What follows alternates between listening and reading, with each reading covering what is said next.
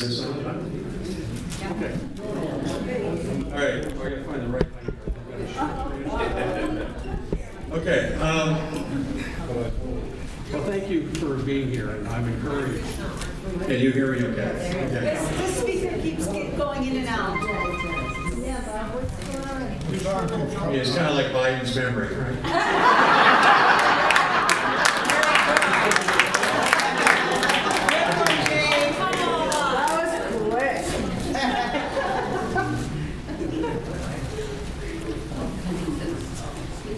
Okay, I think we're good. All right, this will work. Feels so much better. 6 inches taller. It's really a pleasure to be here. I'm not a total stranger to Kingman many, many years ago. I used to be the head basketball coach at Deer Valley. We played Kingman in our league. So I'm familiar with your town. I'm familiar with your reputation for being fiercely patriotic. And I admire that. This is a time when communities like this are needed in America. I told Bridget, and thank you for inviting me, I told Bridget that I think you have the potential to really lead the way for the renaissance that has to happen. And we are in a counter-revolution. We have the Constitution. It's been taken away from us to a large part. And now we're trying to restore it. That makes you all counter-revolutionaries. And if we lose this election, and with all the voter fraud, I know Sheriff Mack feels that we're going to lose because of all the voter fraud. I'm praying, but I have the same fear. And counter-revolutionaries will become enemies of the state. So I always like to tell groups that I speak to you that realize this is an endeavor that is not without risk. This is risky stuff you're doing. And you know, in the course of my broadcasting, I've been shot at. People tried to run me off the road. I had my house vandalized back in June. Fake Medicare salesmen coming to my door. We've had and harassment of my wife's cell phone about me. So this is not without risk, and those are pretty low-level activities. It's when they shoot at you is when you got to get concerned. But so I wanted to point out the seriousness of what you're dealing with, because there's two things you're dealing with here in Kingman as far as I can understand. One of them I'm learning about from my many conversations with Bridget and looking at the Facebook page and the great level of activity and resistance that you're putting up. I know of no one in big cities in Arizona that are doing what you're doing. And this is why you can be a leader. Now, the good people of Chino Valley, and they have a strong group there, and I speak to them a couple times a year, and people in Bradshaw Mountain have invited me to speak to the Republican group, and they're pretty active. But it's a handful. And this is a drop at a time that needs to become a flood. And your success here will model other communities following in your footsteps. And I also think, too, you have the potential to make this a national movement. And you may be doing it while you're enemies of the state. You need to realize that. And you'll be enemies of the state starting January the 20th on Inauguration Day. And so the quicker you move now, the more ground you're going to gain. And I see two areas here. You have government here, city and county. And I understand there's some people here from Lake Havasu, and I appreciate you traveling all the way, but I'm not quite as familiar with your city. One gentleman was filling me in on the closing of gyms, and it's all too familiar. But you have that issue with overreach of government. And one of the things that I have ascertained, and I was able to verify, Bridget, what you had shared with me, is that your politicians as a group, not each individual now, and I think it's important you identify who your allies are very early on and cling to them, because it's never 100% of the body against you very often. But these people would rather get money for whatever purpose than they would protect your civil liberties. They're choosing money over people. And to me, that's a little shocking in a smaller community like this because where you have such face-to-face contact, where you're coming across people that serve you every day, where in an area like Phoenix or Glendale or Tucson, you're not going to find that. And they can hide behind their anonymity in bigger cities. Here, hiding would be hard. And yet, they're still acting unconstitutionally towards you. And I'll just quote a number of federal judges to let you know I think you do have legal standing. There is no pandemic exception to the Constitution. There is none. And many federal judges have said that. And then we get into the argument, can Ducey do what he does? Well, they say yes. And I say no, because they are a state entity overriding a federal authority called the Constitution. And so Ducey's out of line. He's wrong. And I'm going to be very blunt, and this may make some of you uncomfortable, and I apologize ahead of time, but I've learned as the time is short, I don't have time to be politically correct. Doug Ducey is motivated by money. And I don't know how much you follow this. I've covered it a lot on my website, my radio show, my TV. I've written about it extensively. He's on the board of directors of TGen. TGen is directly connected to the vaccine industry. And they were connected to SnorQuest, the largest testing organization in Arizona. So whatever decision he makes as a governor moves money one way or the other. And that's called conflict of interest. And in this day and age where we have such corruption and allegations of corruption in government, I don't believe you can even afford the appearance of a conflict of interest. And, Ducey has an interesting background that I'm not going to touch. I encourage you, if you think this is a new behavior for him or he's being controlled, I'll say this. I'm convinced he's a carpetbagger. He was brought in from out of state for this purpose. And I've done extensive research on the origin of the coronavirus. I can trace formal drills and planning as far back as 2014, 2015. This has been in the works for some time. 2 months before the outbreak, they were doing Event 201 with Bill Gates. Okay, they must have great crystal balls in their array, because I don't know how they knew what was going to happen, but they surely did know what was happening. And this goes conspiratorial, but it also goes common sense for medicine. Look at your face mask package. What does it tell you? It doesn't stop virus, right? I'm sure you've all seen that. Okay? But it does encourage subservience. And we look like a bunch of zombies walking around in a trance, wearing masks, and we can't read each other's body language, we don't get to smile at one another. It's dehumanizing without medical purpose. And there's something I like to share with groups when I talk, and maybe you've heard me talk about this on my show. But on April 18th, the acting commissioner of the FDA, Commissioner Hahn, issued a statement. And he said, due to the emergency nature of the COVID virus, we're not going to require testing outfits to validate their tests. I still almost want to pass out when I say this. I used to, for 14 years, I taught psych, soc, research, and stat at places like Real Salado College and Grand Canyon University. And I used to work for 4.5 years with students trying to get their dissertation, and I was their research instructor. And anyone who would have made that statement to me in class wouldn't have made it out of the midterm.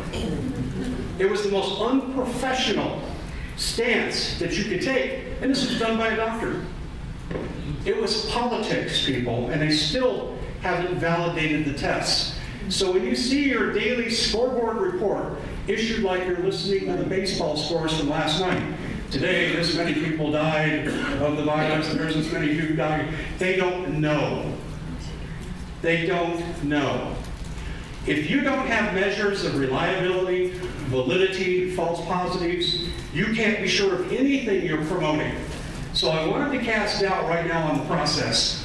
So when you're politicians, and I've heard some of them say these things, we're just protecting you. No, they're not.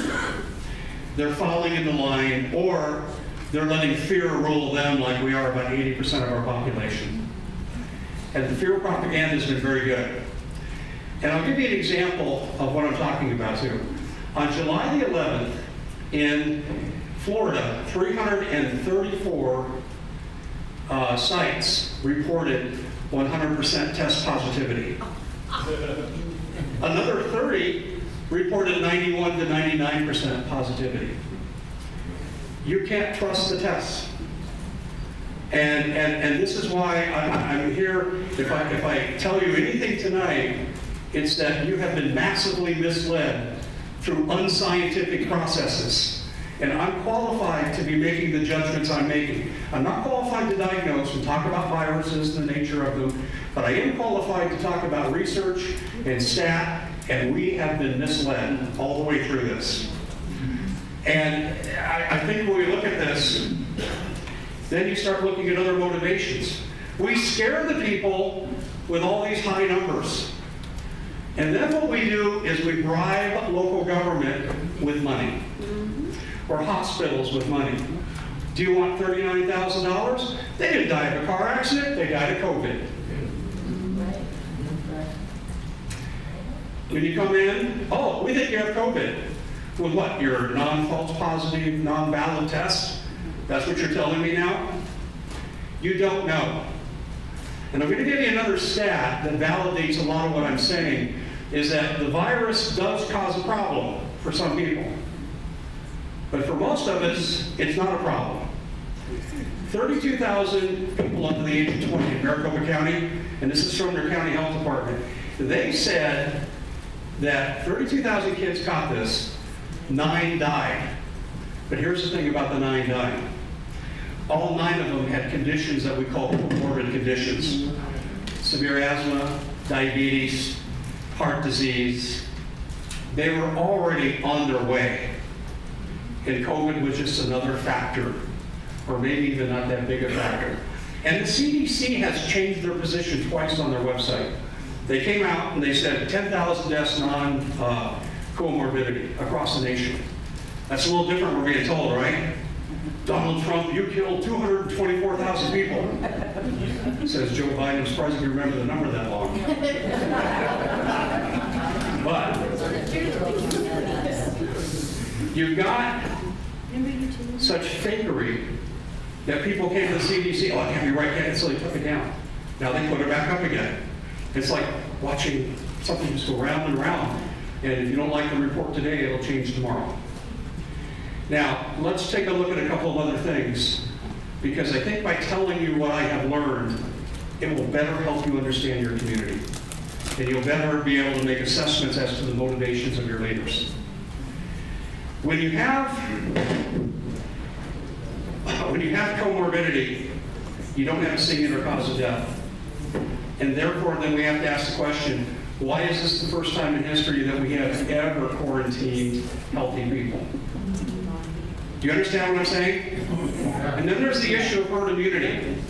Now, back when I was teaching research class, I retired 2 years ago, and I was teaching research class, we used medical modeling a lot, even though it was usually primarily in the area of either counseling or psychology. And we did the medical modeling because the old models were perfect. If you want to see how to set up a research study, double-blind, you want to know about all the data you had to have to validate your testing and how you draw conclusions, this was the way to go. Medical modeling is better in the field of psychology, at least it was 20 years ago. And they talk a lot about herd immunity. Nowhere in the literature, as I taught this for 14 years, did you ever find anyone saying, you have to take a vaccination to get herd immunity? But they're saying it now. I'm hearing this argument a lot, particularly in the mainstream media, when you get the talking heads that have no idea what they're talking about. And so what I'm saying is there's a deliberate plot to impose a condition that's far worse than what it is. And I'll leave this to you to answer this question. How is it that Cuomo and de Blasio admitted positive COVID patients into nursing homes? Right. Yeah, I'll let you draw your own conclusion. That fact is indisputable. I can't speak to motivation. I mean, it's stupidity to it was a conspiracy. Somewhere in between there lies the truth. And unfortunately, that's not the only place this has happened. This is absolute insanity what's going on. So we've left out herd immunity, and now they're saying you have to have 70% to get herd immunity. That's not true. There are studies out there that I used to teach as modeling that show 15, 20, 25. It depends on when the curve tips. There's not a set number that you can give. So they're lying to you when they say you have to get to 70%, because we have lots of historical data that says that's not true. Now, let's get down to more deeper and where I think this affects some of you. There's this little thing that should be in the way of these people who wrecked our country. And I'm not talking the Chinese at this point, that's a different matter. I'm talking about people in primarily Democratic-run cities, Democratic-run states, that make up rules that have nothing to do with transmission of a virus, COVID or otherwise. Their goal is to make people miserable so they can blame Donald Trump at election time. And that's the only conclusion I can draw. I drove by a park the other night in South Phoenix with my wife. Beautiful park. The baskets were down, the tennis nets were up, and there was a rope around the park. Why?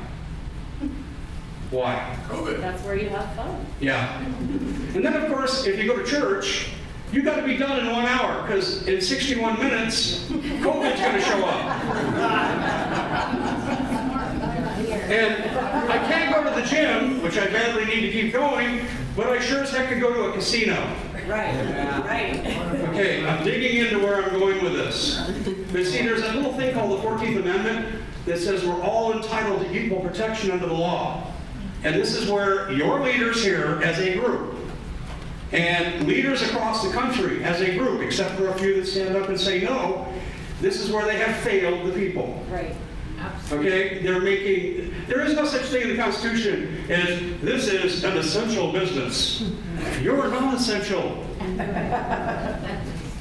So if I own a clothing store, small business, and I'm 6 blocks from a big box store, and they're selling the same thing, they stayed open and made record profits, and I don't know where my next meal's coming from. Correct.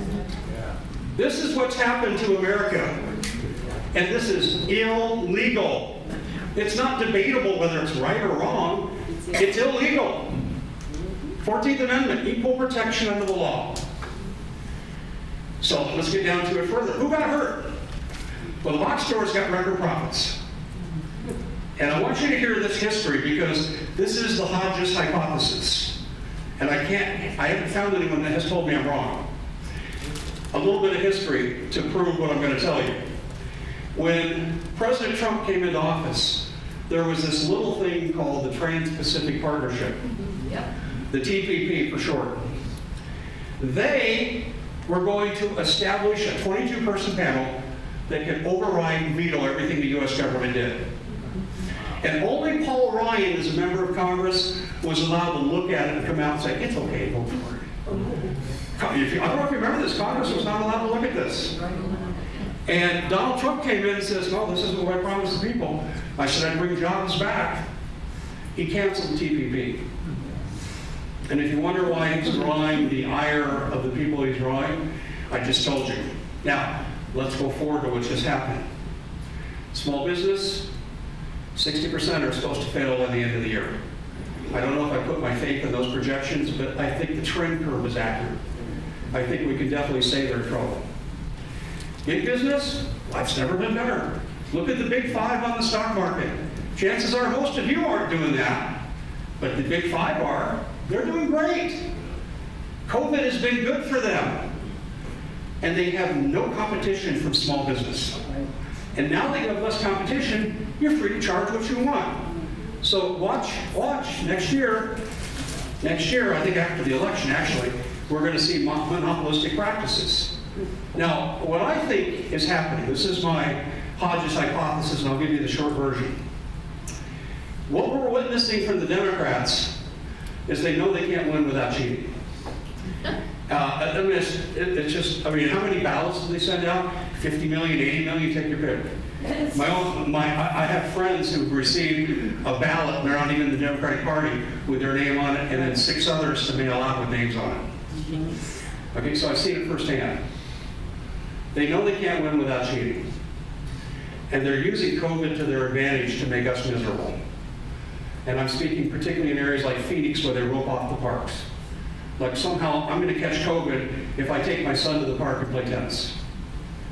They want you to be miserable. Now, why? If Donald Trump is out of the way, free trade comes back. Donald Trump gave tax incentives to corporations to come home, and it led to the single biggest boom in American history business-wise. You had record low unemployment for blacks, Hispanics, women, Asians, and we'd never seen anything like this ever. And had COVID not come, Donald Trump was going away. He might have got 90% of the vote. And when we look at this, what's happened? Well, what's happened is our economy's in real trouble, except for the big box stores that can internationalize, the banks that can internationalize. They're hoarding gold and silver, which tells you what's going to happen to your dollar. And what I'm saying to you is this.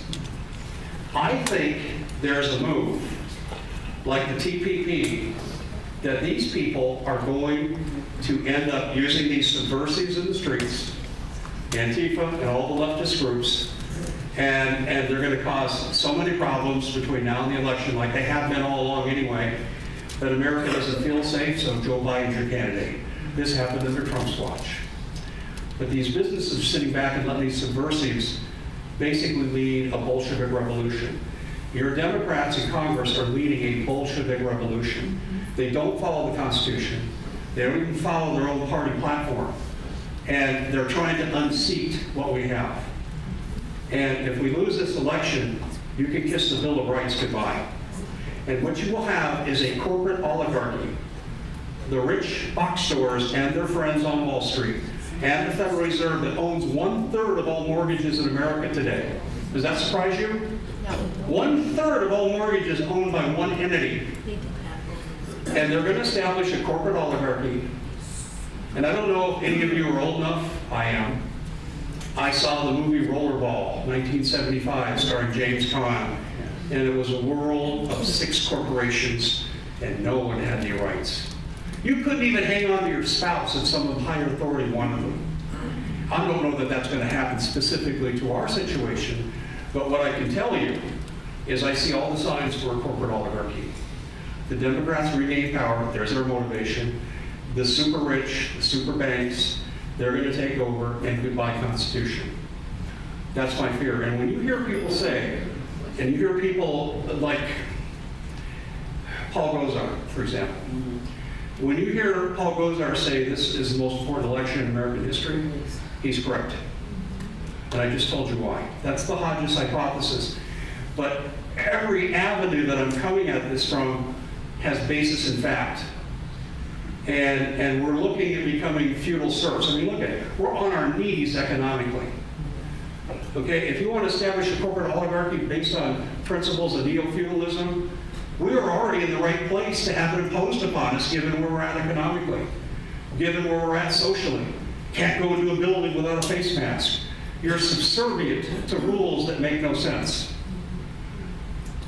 And don't you find it ironic that the message on your face mask packages does not stop viruses? But these people are so fanatic. And how do you keep the locals in line? And this brings it down to right here to Kingman. How do you keep the people in line to carry out these mandates? You give them money. Just like the federal government paid for COVID diagnosis and deaths. And we know there was massive fraud. How about your local county board of supervisors accepting care money? Oh no, we can't do away with the face mask. I've seen the video. Okay, now law enforcement is my friend. My friend Richard Mack, probably the most famous sheriff in America. I love law enforcement. I love the military. That's my loyalty. But I also am not going to defend them when they act poorly. And when I watch Bridget and her people go to the county board of supervisors meeting, and none of the supervisors are wearing masks. None of the people, including law enforcement, that got up and spoke, were wearing masks. And yet they're threatened with jail for not wearing masks. Okay, are you following what I'm saying? You have rules for thee, but not for me. And this is the community you find yourself in right now. And I don't care if they took off the face mask mandate. fact, let me just address that directly. I see that as a strategic withdrawal. They are afraid of you. So Bridget talked to me about going after the mayor, and I thought that was the probably the lowest hanging fruit at the time. So what did they do? Let's take off the face mask rule. They hope to take the sting out of the recall movement. Hope you'll go away so they can have business as usual. I hope you realize that you're being played. You did not win a victory. Did not win a victory. And not that you don't deserve a victory, because what's going on up here is nothing short of amazing. So, I've looked at your board of supervisors, and I've listened to what they have to say.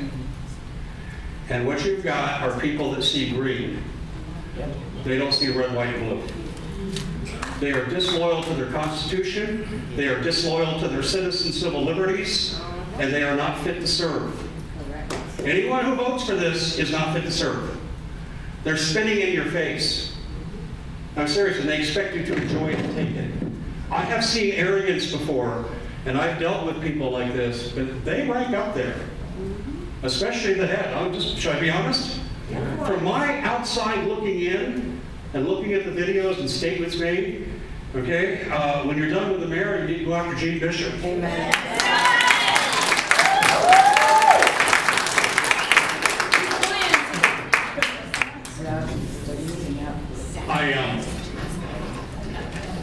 I just feel that we are in a situation here where you can make inroads.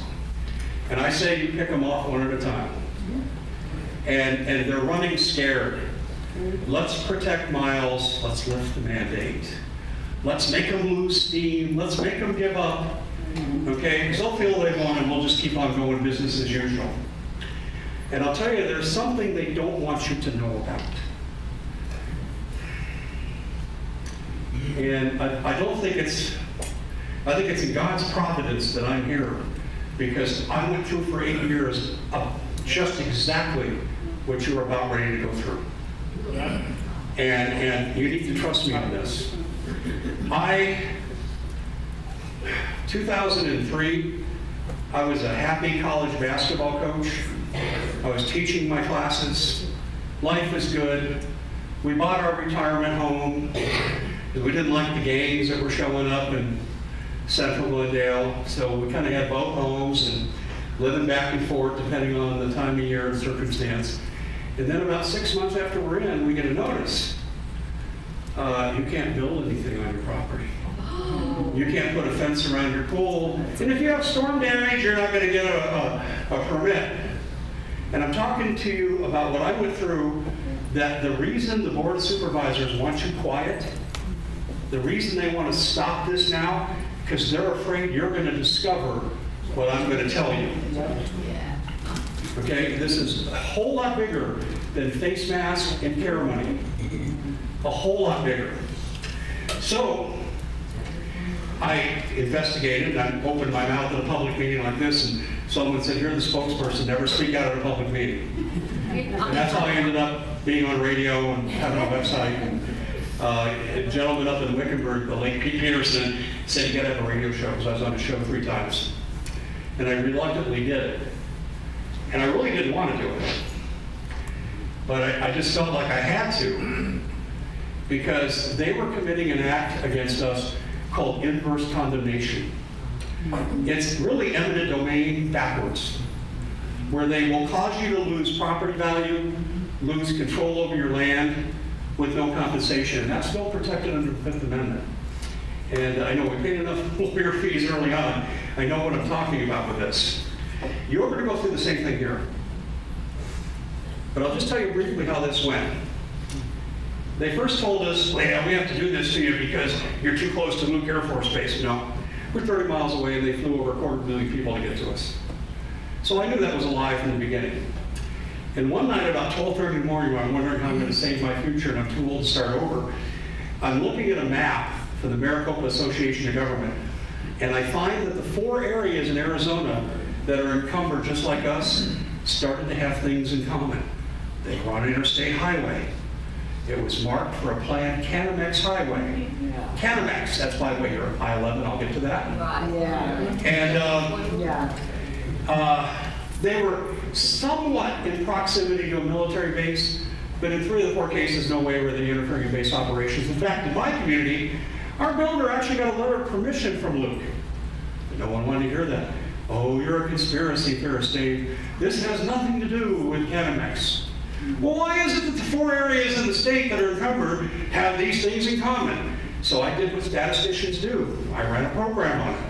65 million to 1 of odds being due to chance. And I said, there it is. Oh, and I had a group like this, probably about twice the size of my community, and I went through the numbers with them. And I thought they were going to pick up the pitchforks right then, they were so mad. And so we went and got a lawyer.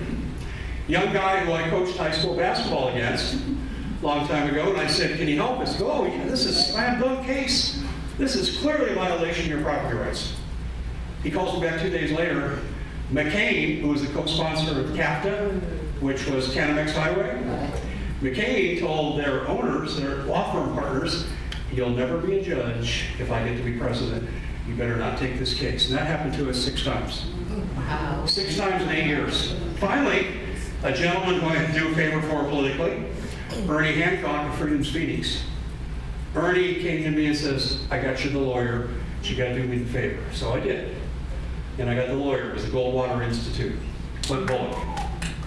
Yeah, they're good people. I think they're sorry they took it because they took tremendous heat from the media that was against us. They called me a communist conspiracy guy who was trying to shut down Air Force bases. That's how they labeled me. It's funny, I'd walk into a room like this where they had a public meeting, and they knew I was going to have my say, they'd all huddle up in the corner and talk about me. It was the most funny things. I didn't know I could evoke that much fear. And some of these guys were politicians. So one of them is the mayor of Glendale right now, Jerry Wirs. So I just like to mention the names of the people who helped us so much along the way. So anyway, we get our property rights back. 8-year battle. Let me tell you some of the things you're in for. And also, too, I'll draw upon what they did with NAFTA Superhighway I-35 in Texas. And first, you'll have your media bought up. Now, right now, I'm sure your media is fine, and they're fair, and you like them, and everything. But I guarantee you, money talks. And I'm going to tell you, if you mount a resistance to what I'm going to tell you is coming, if you mount a resistance, you're going to find the media not on your side. Okay? And I don't know your media, so apologies to anyone who might be offended. I don't mean any harm by what I'm saying, but I'm saying it happened to us, happened in Texas. Why wouldn't it happen here? The people that want this project in Golden Valley have extremely deep international pockets. I want to make sure you understand that. This is not the state of Arizona. You're dealing with international bankers of enormous wealth, okay? People who are large heads of corporations, construction companies. Have you heard the term that they want to put an intermodal hub here? Yes. Have you heard that? Yes. Okay. Intermodal hub means this, and this is where the small town nature of Kingman will change forever. Intermodal hub means you are a go-between point of central processing, trading, movement of people. That's intermodal, and it will be airplane, railroad, and largely truck. And have you ever seen on these roads where they're putting the median wire in? How many of you have seen that? On these highways and roads, they're putting, that's part of the Canamex specs. Yes. That's part of what they're doing. Now, let me tell you what they tried to do to us. We were able to stop it. They wanted a BNSF railroad that had a way station 800 yards from Nottaburg Elementary, which is about 10 miles from where I live. And they wanted to store poison gas there. 800 yards from kids. We got it stopped because I had enough friends in media by then. I got on and made a big stink. They backed off. Even the city of Surprise, citizens came out to our meetings to help us. They couldn't believe this. Then they tried to put a big stinky waste plant And we didn't have any say on it. And we had to fight that. And then they just started making all kinds of onerous restrictions on what you could do with your money, garage sales, you name it. It was complete tyranny. And we had to battle that. That's one of the reasons this drug out 8 years. Our battle was just not with enforcement agents, it was what they wanted to do with this intermodal hub. And they had a long strip of runway that Luke Air Force Base has their foreign pilots train on to do ILS approaches and takeoffs. And they were going to turn that into the airport. They were going to take Joe Mack's road, if you're familiar with that, and my road, Patton Road, and greatly expand it. That slowed down. And the reason it slowed down is because Obama 08-09 with the economy.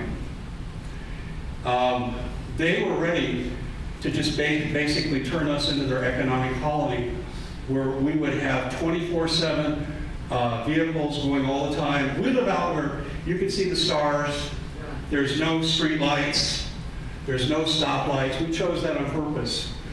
And they were going to take all that away from us and turn us into this major trading hub, which was part of a highway comes out of Mexico City and ends in Edmonton, Alberta, and it just happened to cross your path. The property rights, we didn't let them get anybody, but they sure tried. They sure tried. And they'll play games with you. Oh, it's okay, we'll pay you for your land. And so Governor Napolitano came up with this fund, and then she cleaned it out at the end of the term and spent it on other stuff. So they'll promise you one thing. Oh, it's okay, we're taking your land. Yeah, we'll take your land here, but we'll pay you for it. They weren't going to pay a dime. And then here's the other thing you really need to watch. I got to be friends with a realtor in our area, and she'd been there for 40 years. And she knew who owned what. She knew who their corporations were, that they tried to hide their identities. And in the way of this planned highway, names like McCain, Rumsfeld, Napolitano, all their friends, stood to make enormous profits by the buy-up of their land, as they bought in advance of the road coming. As greedy as I have seen the care money be acted upon here in this community in deference to your rights, I mean in violation of your rights, I would be looking at this. I'm not making any accusations. I'm just saying this is part and parcel. And the same thing happened in Texas. The same exact thing. And they ended up paying these farmers on the I-35 pennies on the dollar. And they got terribly ripped off. And your life here is going to change dramatically too. You're not going to put a hub in the size of what they're doing and not have it turn this town. You're 30,000 now. I can't predict what you're going to be, but you're not going to retain the rural flavor that you have here. That will be gone. And I've seen it too many times with these projects. And so I think when I share this with you, the face mask, the care money to keep you subjugated, if they're going to take money there, why wouldn't they invest in the kind of project that I've already lived through? Okay, and I'll give you one example. You need to check out a company called Pegasus. Yeah. They just merged with somebody else. And if you go to Google search engine, it says on there that they are deeply invested in China. Well, I can tell you, if you talk solar energy, in most cases, you're talking Chinese military. And I'm not saying Pegasus is that because I haven't had time to break this down. I've been gone out of town, and I really haven't time to put my researchers on it, but I will. But they are self-admitted communist Chinese friendly. You know, we could be days away from going to war with China. They're threatening Taiwan today. And why we're doing business and sleeping with the enemy is absolutely amazing to me. And I think you ought to know what's going on. I think you ought to be able to look into this. But when I saw the solar energy, I said, I just wonder, because I've seen it before, and yeah, I was right. I didn't have to look 10 seconds before I had my answer. And you're going to find all kinds of special interests involved in this. This is big business. This originally was designed to be part of the North American Union. Are you familiar with that? Yes. NAFTA, CAFTA, you know, how America got the SHAFTA and we lost all our jobs overseas.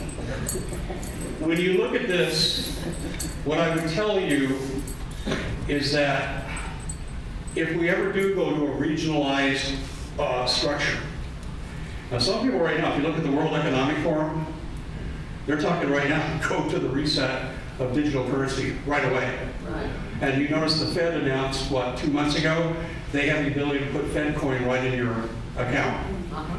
And let me share with you a warning with that. Your dollar has this value, imaginary number. Your Fed coin will be here. Who's going to get the difference?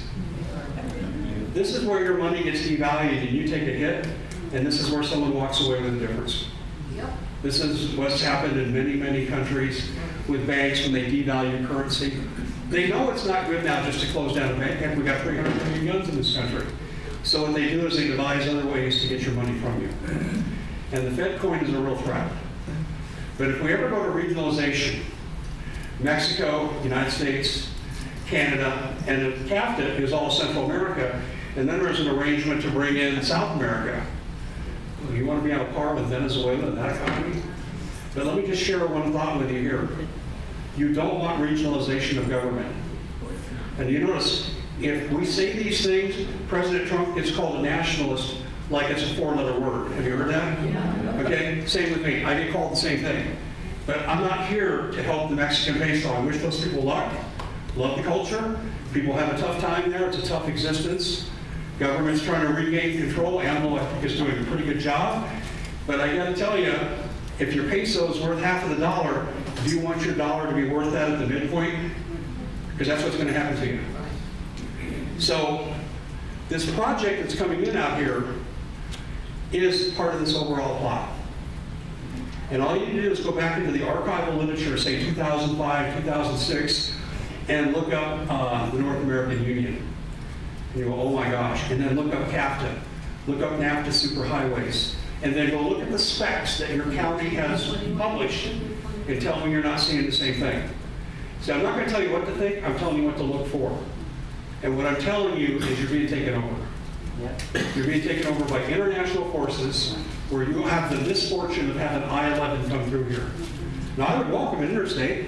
When they built the 303 out where I live, it was good. Saved money. But you know what? I didn't have to sacrifice my community to get it.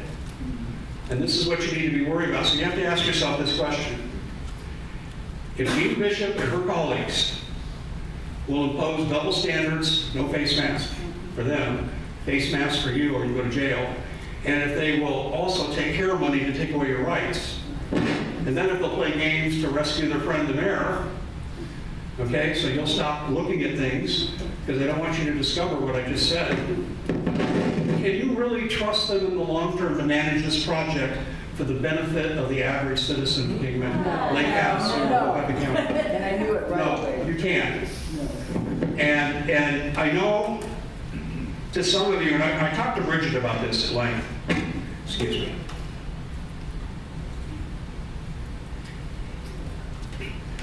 I was originally just going to talk about how your rights are being violated, what's behind it, but this goes right into what I'm telling you.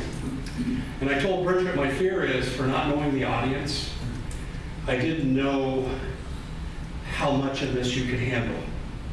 Generally speaking, like when you look one level up from where you're at, you can see that pretty easily. What did I tell you to do? She told me to go for it.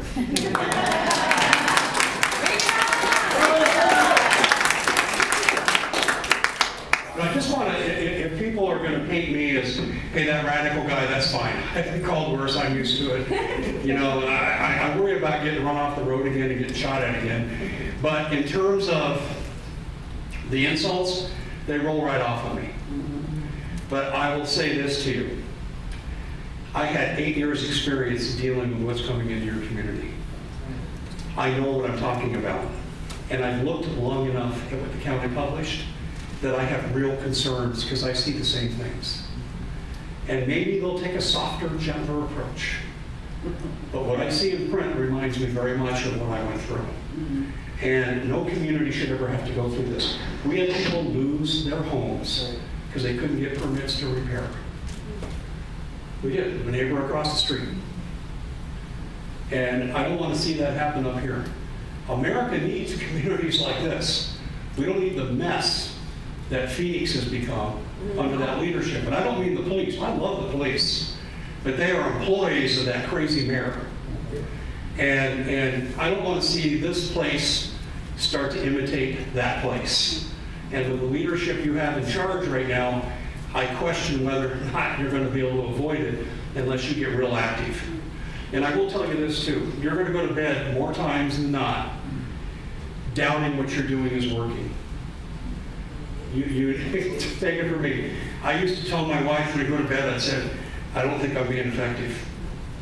I don't think I'm making enough inroads. Sometimes I think I talk over the people's heads. And I doubted myself a lot. There were a lot of those nights. But then you get a single victory. And I will tell you this too, and I'm going to conclude with this. You have to know where to find allies. First, you have to have good spokespeople. And this lady's done a tremendous job for you. Yeah, that's great.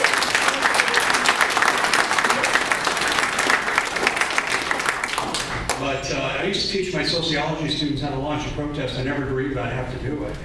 But one of the things that we teach is that you have to have committees. They got to be smaller than 6, 7 people. You got to have titles and responsibilities so everyone stays engaged. Otherwise, people go back to sleep, and people will engage in something called bystander apathy, where if you're in a larger group, you don't have to do anything because no one notices. But if you're accountable in a small group, a lot of churches have gone to this with family study groups for just this reason, so that as Christians they're accountable to each other. And I think you need to employ that. And I would advise organizing these groups quickly. And you need to have people tracking what the media is doing and saying. You need to look at websites like what I just talked about. You need to have people at these meetings. You need to make them fear you. You show up, oh my gosh, what are they going to say today? Yeah. They have to fear your presence. But you also always must remain professional. I had people call me communist in print. In a major newspaper, and then they tried to interview me. You know what I would like to have said? But I just said, I'm sorry, we're refusing to talk to you because you and the truth are strangers. And I left it at that. And what I'm saying is, when you deal with a hostile media, hostile political officials, you have to remain aloof to anger. You have to rise above it. And sometimes that means calling on God to give you the strength to do it. Amen. Because some of these people that I dealt with weren't very nice people. And you have to remain the professional.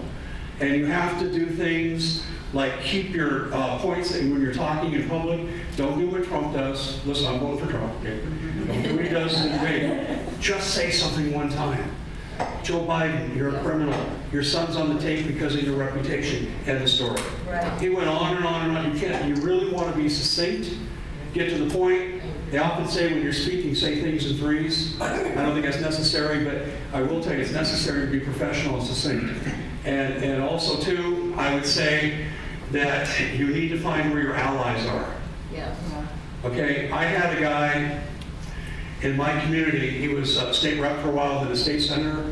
His name was Jack Harper. And I loathed Jack Harper. He was against us. And then one time I bought him a meal at McDonald's. And it changed everything.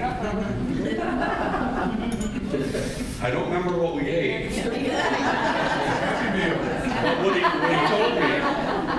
But what Jack told me, he says, I'd be mad too, Dave. And he said, I should have listened to you more, and I'm sorry. So I helped him with his campaign in my community. And he helped me. And he brought in Russell Pierce and probably about other 15 legislators that were all of a sudden, people thought I was just a bad guy, a troublemaker. And now I had allies. Dave, they're having a meeting on this time of this day. Can you be there? I can't be there on your behalf. Russell Pierce used to call me all the time about that. So Jack, you have to find where your allies are. The way you make an ally is to stay in constant communication with them. And you don't know who's going to break. If you've got, how many county commissioners do you have? Is it 5? Yeah. Okay, see, I'd write to every one of them. Maybe Jean Bishop will have a godlike moment and she'll change. Okay. No, what I'm telling you is this. I used to write a mass email every day to the legislature. And finally I got through. And then you're going to find you'll get lucky. There was a lady in the legislature whose mom was my mom's best friend in Denver. We used that like crazy. And my mom went to work on it. So you'll get lucky too. But you have to stay on the job, and you have to communicate with these people politely and properly. Dear Representative or Commissioner so-and-so, you know this is going on, cite your stuff, and be very polite. Thank you, we'd like a meeting with you, we know that you want to do the right thing. Always assume good intentions in your communications. And then I would say, someone's going to break. Someone will have a moment of conscience. There are those people still alive. Hard to find, but you can find them. Probably most of them you find in places like this. I'm showing my bias, I know that. Yeah. Give me the church over riots in Seattle. But these are things that your community needs to engage in, because with Canamex and the big size of this project, they're not going to say, oh, they're unhappy, let's go somewhere else. What you can do is limit them and control them and make them respect your rights. That's what your goal has to be. You're not going to get rid of them. But I will tell you this, and Bridget, I think I've said this to you, and I was going to say it again, you really need to look at who their campaign donors are. All of them. And you can do Freedom of Information Act, and that'll tell you, well, these 5 of our representatives, they're clearly under the control of the corporations. These 2 don't seem to be as much. So they're probably just going along to get along. That tells you who to start with and really where to center your efforts. And trust me, I had 8 years doing this. I would like my 8 years back, but I can't. So what I can do is try to turn, this lemon into lemonade, and hope that I can share some things with you where you start your own momentum. You're not doing what Dave Hodges and his group did, starting in 2003, that you find your footing and you provide your own momentum. I'm just trying to give you a starting point and get you to have an overall schema of what you're dealing with. So that was why I wanted to come up here and talk to you guys. Bridget and I've talked about this for about 6 weeks now, about coming up here. And you're going to get to hear from my friend, Sheriff Richard Mack, who he's America's sheriff. And he needs to be serving somewhere, but he might be doing more good because he travels around the country and gives seminars to sheriffs on how to stand up to the tyrants like the ones that are in your county.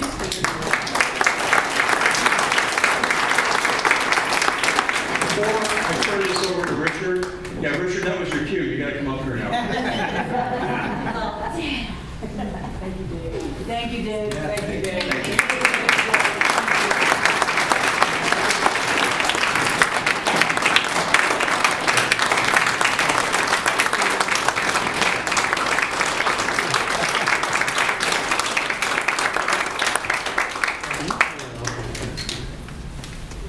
So anyway, I'll speak up. That's my coach's voice. This is my friend, Sheriff Richard Mack, and I admired him long before I ever knew him very well. In fact, he was about the 3rd or 4th guest on my radio show when I started doing radio. And just have watched his work, and I don't think he needs much introduction. I think all of us know who Sheriff Mack is, so go get him.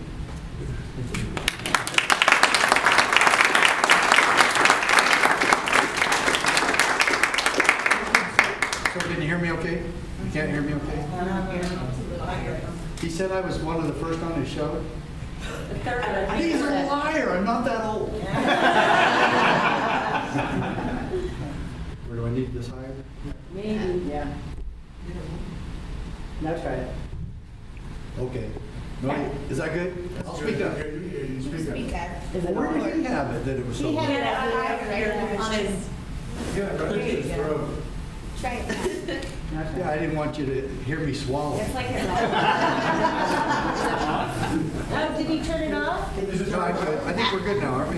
No. Is that not good? Turn it off. We can tell a little box part. Hello? Hello? Maybe it's not on. Yeah. Maybe.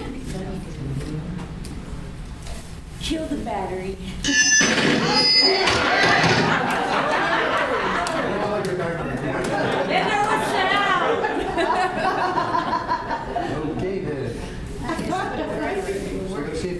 when it actually. Turn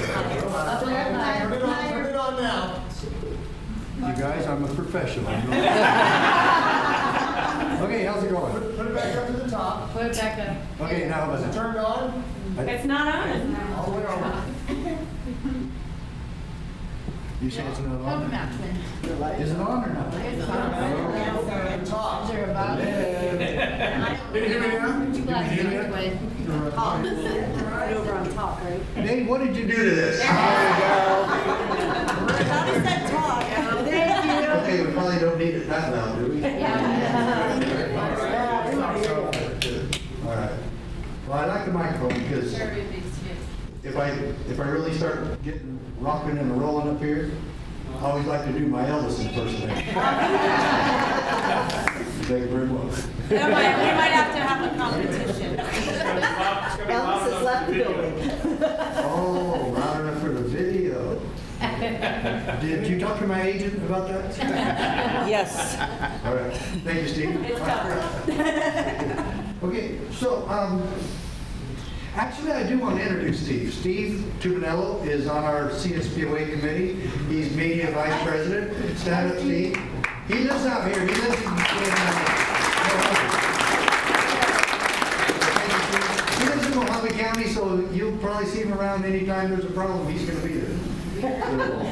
Causing it. Kind of like Superman. Thank you, Steve. And I'm really, really glad to be here. I don't know if you know this, but I wasn't born in Arizona, but just because my dad hadn't made it back to Arizona when he was in the FBI. He started in St. Paul and then St. Louis, and I was born in St. Louis, and then he got transferred to Phoenix, and he was actually born here in Arizona. And so I actually came here when I was like 2.5, 3 years old, and pretty much been here ever since. But I spent about 15 years in Utah because that's where I actually started as a police officer. And is this mic still being okay? Seems like it's wavering. Kill the battery. If we have to, yeah, I'll just move closer. And Oh, make a circle. we'll get this on. But I love Arizona. That's, you know, I was raised here. If any of you know where Safford is, then you're probably true Arizonans yourself, because that's where I was raised, and played football and basketball at Safford High School, and loved it. And then graduated from Eastern Arizona College, and then I actually became sheriff in my hometown. Safford is in what county?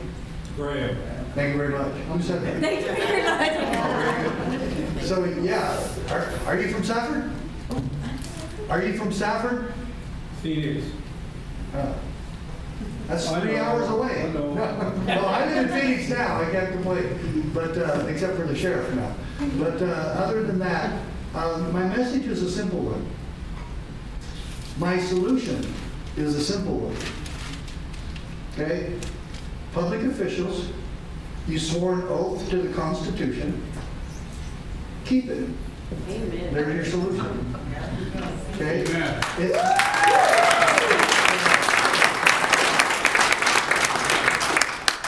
Now, getting there is not so easy, because we've had decades, if not centuries, leading us away from our Constitution. And that's the sad part. And the solution simply is getting back to the Constitution. If we do that, we save America. We save our families. We save ourselves. And we can do it. I really believe it. How many sheriffs have you seen in the country just the past 6 months that have stood for the Constitution, stood for liberty? There's literally hundreds.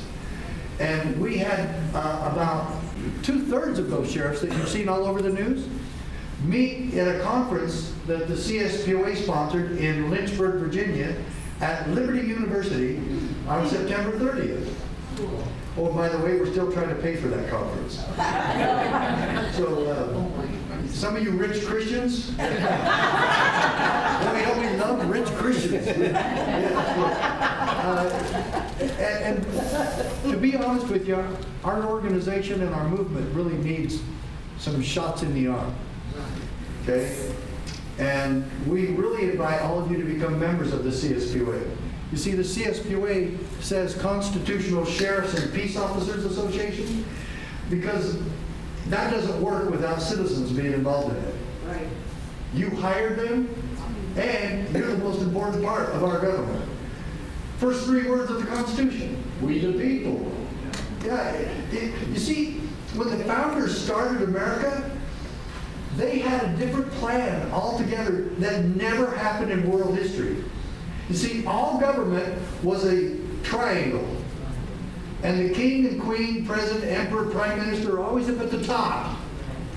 And then it goes to Congress and parliaments and county governments and city governments, and then the people were at the bottom because they were peasants. We are not peasants. We're in charge. Government needs our permission to exist. It's the other way around now. The founders came in and said, no, we're going to do just the opposite. It will be the triangle will look like this now. Yeah. And you know who's down at the bottom? It's actually the president and Congress and anybody else that thinks they're really big shots. They're wrong. There's no VIPs at the bottom there. They're public servants. That's it. And they must have our consent to do anything. And without that, they're crooks. Okay? And so then up at the top, of course, then it goes Congress and states and counties, and up at the top, we, the people. And it was an amazing experiment. Some would say it's not working now.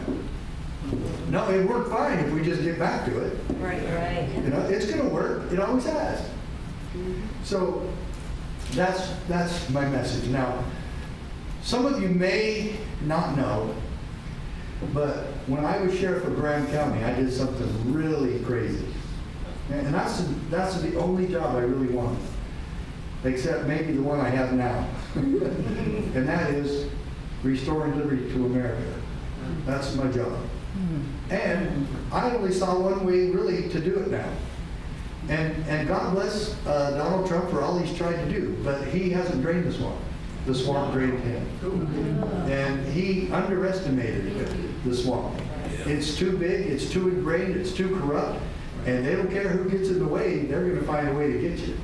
And boy, have they gone after him. He just stood strong. I love that about him. But boy, God bless him. Is there another solution other than Washington, D.C.? Because I just really don't feel that there's a solution in Washington. I really don't. Now, I still want the best people to serve in Washington that we can possibly get. But how's that been working out for us? Not so good. And so I look at home, and I actually was looking at the race of 2008, and it prompted me to write this book because I was looking at Hillary and John McCain and Barack Obama. If that's not enough to discourage you, I don't know. And so that was when the recession hit pretty hard, 2008, and on into 2009 a little bit. So I said, no, I'm not going to get discouraged. And I sat down and I said, I'm going to write a book. Now, I've written several books, but this one really took off. And it's only 50 pages long, and I said, I want to write a book to all the citizens and to our sheriffs. And I'm going to call it, as soon as I sat down, the name of the book came to me. The County Sheriff, America's Last Hope. And of course I put in here what your sheriff's supposed to know, what he's supposed to be doing. And some sheriffs get mad at that because who's this Sheriff Mack trying to tell me how to do my job? Now, I don't know your sheriff very well, but I think he's a pretty good guy. And I think he's trying to do a good job. And he's one of the sheriffs that didn't come, that was actually one of the sheriffs that has stood for the Constitution. He was on Fox News and a couple other things about saying how we're not going to follow the governor's orders. He and Sheriff Lamb from Pinal County, Sheriff Lamb was one of our main speakers at that meeting in Virginia 3 weeks ago, September 30th. And man, you should have seen that room. It was packed. And only about 80 of them were sheriffs. We had some pastors, we had some chiefs of police, we had some constitutional lawyers, we had some activists. There's 200 people in that room. And it had a real religious tone to it because it was at Liberty University. It was in the alumni ballroom. Guess what they had all along the walls? Kind of like these things, except 10 times bigger. And the room was about 5 times bigger than this.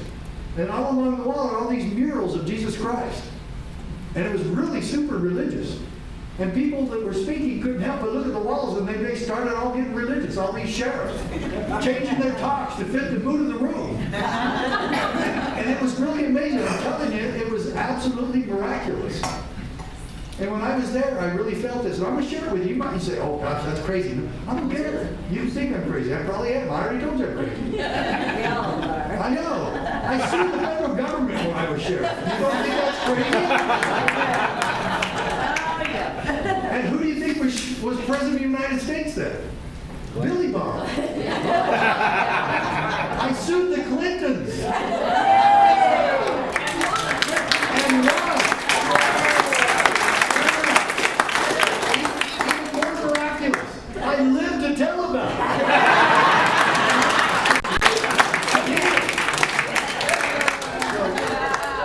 So seriously, I really sued the Clinton administration. Why would a sheriff do that? You know, and I just thought, I've had it up to here, I'm not taking it anymore. And the issue, the actual law, what a law, the actual pretend legislation, that term is in the Declaration of Independence. Yeah. Pretend legislation. Their pretend legislation was the Brady Bill. And the Brady Bill was gun control. And do you know what that said in it? It said, we'll have the sheriffs enforce it.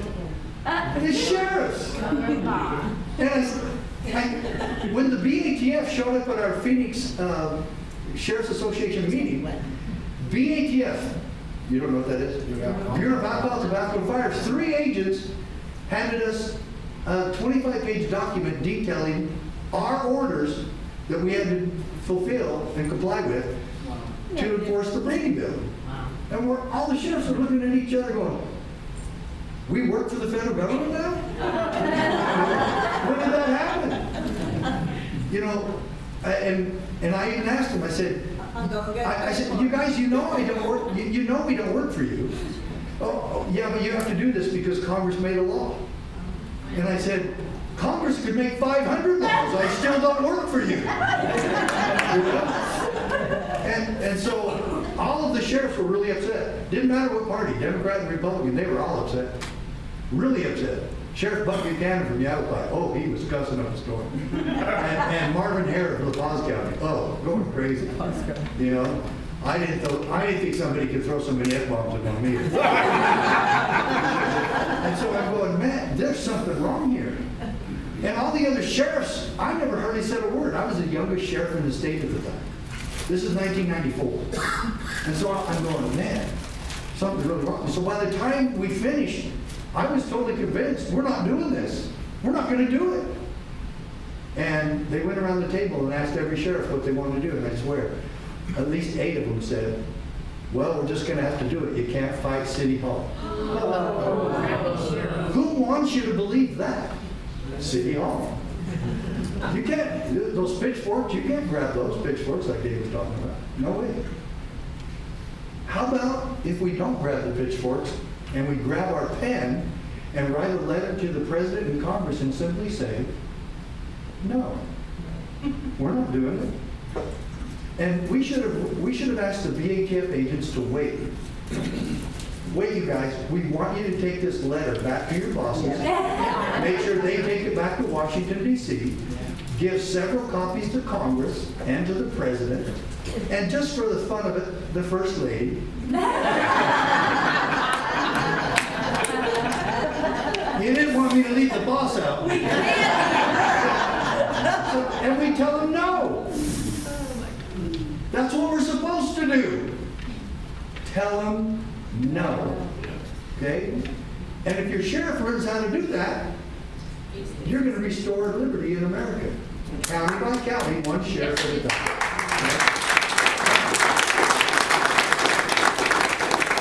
You can't do it without you. You've got to have a relationship with your sheriff. He needs to hear from you constantly. He needs to know you're behind him. He needs to know you're beside him. He needs to know you're ready to be part of his posse. He needs to know that this county is united in the holy cause of liberty. While he stands, you're standing with him. He works for you. Do you know that your sheriff has no other supervisor or boss? You're the only one that he has. He does not report to anybody else. Does he have to work with the county commissioners? I regret to say yes. He does. He has to work out budgets with the county commissioners. That's fine. But he doesn't report to them, and he does not report to the county attorney. He does not report to the county manager. Sure, he works with all of those guys. But no one can give him an order or tell him what to do except for you. And every 4 years, you review his job and see if he's going to stay. That's the way it goes. After I sued the Clinton administration, I didn't win at the Supreme Court. Folks, I won at the Supreme Court. That's where it happened. I was at the Supreme Court. James Brady was about 6 chairs from me. That's for whom the Brady bill was named. The assassination attempt on Ronald Reagan in March of 1981. Well, he's the one that got shot in the head and got it the worst. Actually, Reagan got it probably the worst because he almost died. But they saved him at the hospital. So this whole thing is huge.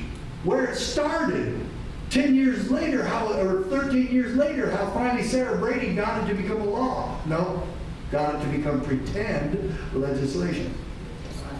And then some podunk small town sheriff from Arizona says no. So when those other sheriffs were all saying that we can't fight City Hall, I said, you guys, I'm not doing it.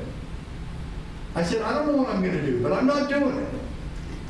Folks, the Brady bill was the first time in American history where a federal pretend legislation conscripted the sheriff for federal bidding with a threat of arrest if we failed to comply. Sounds familiar. Just for not going along. Just for not doing it. So I'm subject to arrest, and I go, oh my gosh, what am I going to do? So all the way back to Safford from Phoenix, that's a 2.5-hour drive, I'm just brooding all the way home. I'm brooding. What am I going to do about this stupid, if I do it, then I'm breaking my oath, and I don't feel like I could do that job, and if I don't do it, I'm subject to arrest, and they're going to probably come raid my home at 2 o'clock in the morning. My wife and kids are going to be yelling and crying, where's Daddy going? So I didn't know what to do. But when I pulled up into my driveway, it hit me. I'm going to sue my own government. And then I started sweating. I go, great, I'm going to sue the county. And so I said, oh, I don't have to worry about it. There's no way the pretty little blonde girl waiting inside the house for me is going to let me do it. There's no way she's going to agree. She has no way. She's going to tell me no way. And I'm so good. I won't have to do it. You're wrong. So I go in there, and lo and behold, she must have been having a bad hair day or something. So I blurted it out. She goes, well, how are you? I hadn't seen her for a day and a half because I was in Phoenix meetings.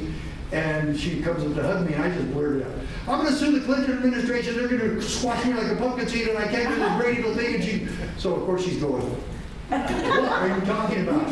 So I said, okay, I'll back up. So I took about 2 minutes. I tried to explain it to her real fast. She goes, I have no idea what you're talking about. She goes, I don't get any of this. But she says, I get you. And I know that's what I said. I go, I said, you get me? She goes, yeah. Maybe now we know why you were elected sheriff. That's it.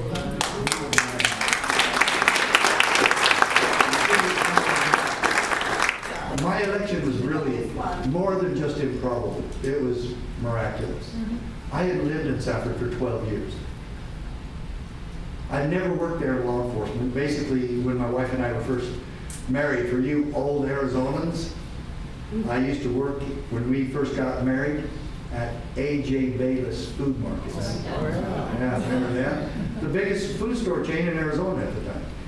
And so I thought, well, I'll just stay here and I'll make a career of grocery stores. And then, no, I knew that was wrong and I was supposed to go back to school. And so anyway, we always talk about what a miracle it was that I ever won that election. We worked our tails off, believe me. And I had some name recognition there because of playing sports and stuff. And my dad had been an FBI agent there, and he had good name recognition and a good reputation. But then we worked hard, and I mean, I went door to door. I'm sure I hit 90% of all homes in that area, and some of them are way scattered out, and I even went way out there and went to their homes.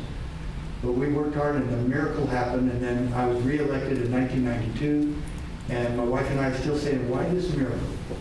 And then when that happened, that day it happened, when I told her I was going to sue the Clintons, she said, I think we know why now. And she went along with it. And that's another miracle. I still tell it to this day. That was really the miracle. This happened because of her. I kid you not. It was. And then we filed and we went into Tucson for the district court case there, and it was just amazing. And you think I had money for this court case? I was a cop. Okay? Oh, not a dirty cop. Okay? And so I called the NRA. I wasn't even a member of the NRA. And I called them and asked them, I said, is there anybody there that can give me some legal advice? And it was like calling the government office, you know, pass around, and fumble the hole, they got a hole. Finally, I landed in the office of Richard Gardner. And I told him who I was and what I wanted to do, and the next line out of his mouth changed my life forever. He said, Sheriff, we've already been preparing the paperwork on this case, but we've been praying that you would call.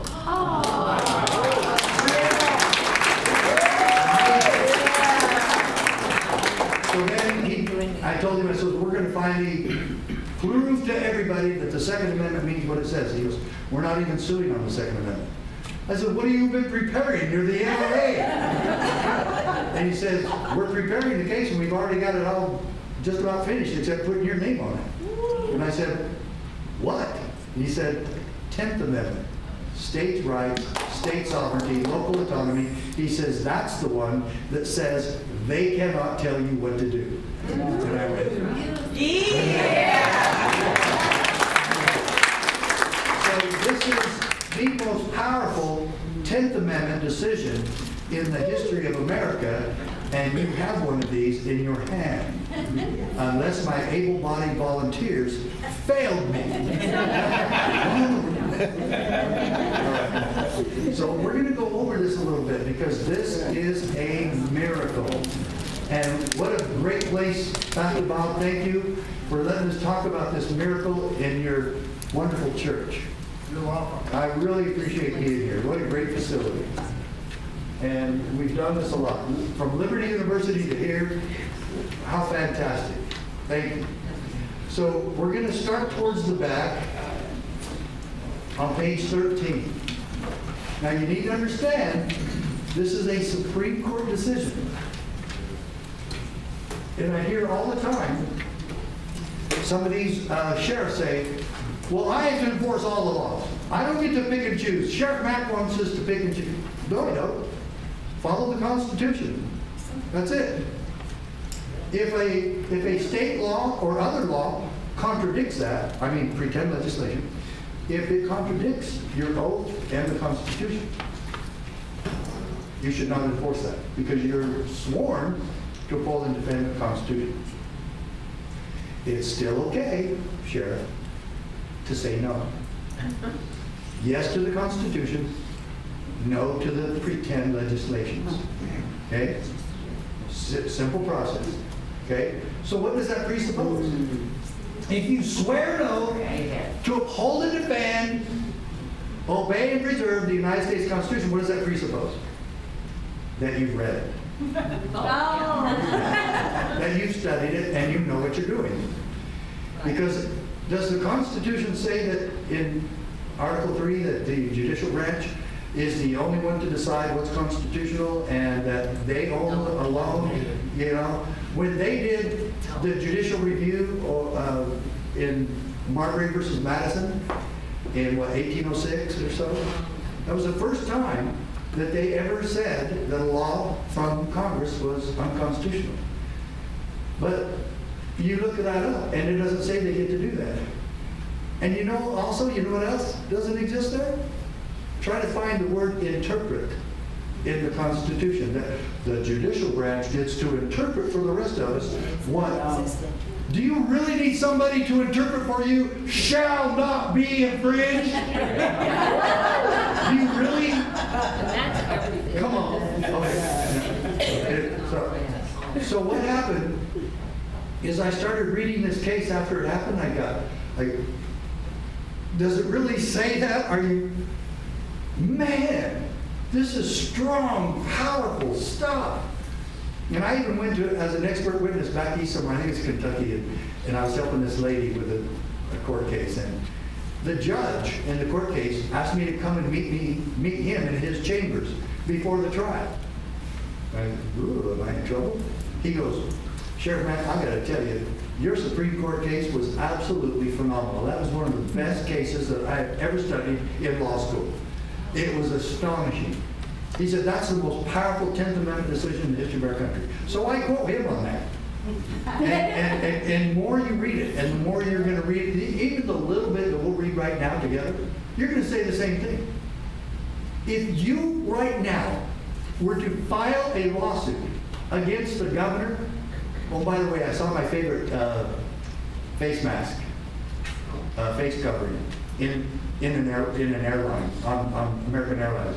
This guy gets on and he started getting a lot of applause and, oh yeah, way to go, guy, because it said, this mask is as useless as my governor. And we were coming home to Arizona, so I'm sure he meant it.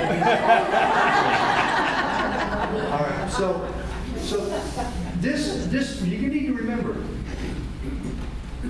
it looks to me like when you read the 10th Amendment, that the states and the people have more to say about what's constitutional than the Supreme Court. I mean, just, it says, all powers, all, how many? All powers not delegated. Who delegated those powers to them? We did. In fact, if you want to get really technical, it was the delegates from the 13 original states.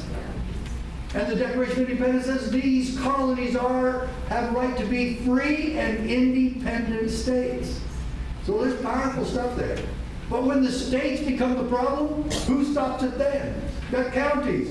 Right. And we do. 3,400 counties. Gosh, yes. So when this started, and I started reading it, I said, there's just no way it's this powerful. And if you were going to file that lawsuit against Ducey today, would you want it to say what we're going to read right now? Okay, start right there under the Constitution protects us. Now I have this memorized. And I mean, real easy. I mean, I could turn this way and still have it memorized. That's how memorized I am. See, I can do it backwards. I don't know if that's backwards really, but anyway. You see, but the Constitution, I hope you're reading along. But the Constitution protects us from our own best intentions. Well, let's just stop right there. Wouldn't that be enough? Yeah. Ducey, you might have all these wonderful good intentions. Not like Dave said, and it's a bunch of money stuff, okay? And everybody else at all the rallies we were at the state capitol during the summer against Ducey, saying all these money green things that he had in mind instead of our well-being. Okay, so, okay, whether he did or not, okay? And if he did, then he needs to be criminally investigated. But okay, let's say he had good intentions. Good intentions. The Constitution protects me from that. And I'm going to find somebody to stand with me to enforce that against you because you had no authority to do this in the first place. But the Constitution protects us from our own best intentions, Governor. Where are your rules? Where is your oath? Do you not know and understand the Constitution? Because it protects us from what you are doing. Yes. Your good intentions do not equate to constitutionality. They do not equate to authority. They do not equate to our consent. And so, let's keep going. It divides power among sovereigns and among branches of government. Now, this is a key word here. Precisely, Governor. Precisely, Mayor and City Councils. So that we may resist the temptation to concentrate power in one location as an expedient solution to the crisis of the day. The crisis of the day. It is precisely that the Constitution protects me from your damnable crisis of the day. That sometimes even government fabricates so that they can come in with the solution on a silver platter with their money objectives. You would think that would be enough right there. Just that little paragraph there would be enough, wouldn't it? To show and prove that they can't be doing what they're doing. But when we go along, it kind of gives them permission, doesn't it? And so our acquiescence has probably done that. I would like to compare it to this. What if they all got together and they had a bunch of doctors, and you know what I've seen on CNN and Fox and all of that? If you want to find a bunch of Democrat doctors that will go along with the Democrats' plans, they'll get them, huh? And that's, oh, yes, you have to wear a mask. You have to shut down. And all these doctors are saying that. And then Fox gets some and say just the opposite. And then I've talked to some others who I know personally, epidemiologists, immunologists, nutritionists, whatever you want to call them. I've talked to them and they say no. And then I even saw, didn't we, Steve? We saw even on some videos from Fox that Fauci said you didn't need to wear a mask. Right. And then 2 months later he said, oh, you better wear your mask. What? And who are you, Fauci? Boy, there's an investigation. Don't go there. No, I know, no kidding. And so then so at the best, where are we? Back to making our own decisions because you can't get the right information from all these liars. Hitman, liars. And so it gets pretty confusing. But where were they totally successful? Especially the first 2 or 3 weeks? The fear-mongering worked, didn't it? Yes. And people just started going on, and then governments go, oh, good, we got it. Yeah. What if they had done this? That they found out from a bunch of doctors, a bunch of them now, that the particles that carry the COVID-19 germ actually are light, and they rise with heat. And those are, so every building, the worst part is if you're tall. And you're more active, not because you're older, but because you're taller. And it's you guys, I'm trying to be serious. So the taller you are, the worse off you are. And they said it. The older you are, the worse off you are. Right. So why did they shut down all our schools? Right. Well, they shut down. Exactly. And so they came up with this new rule. We still want you to wear a mask because that's going to definitely keep you safe.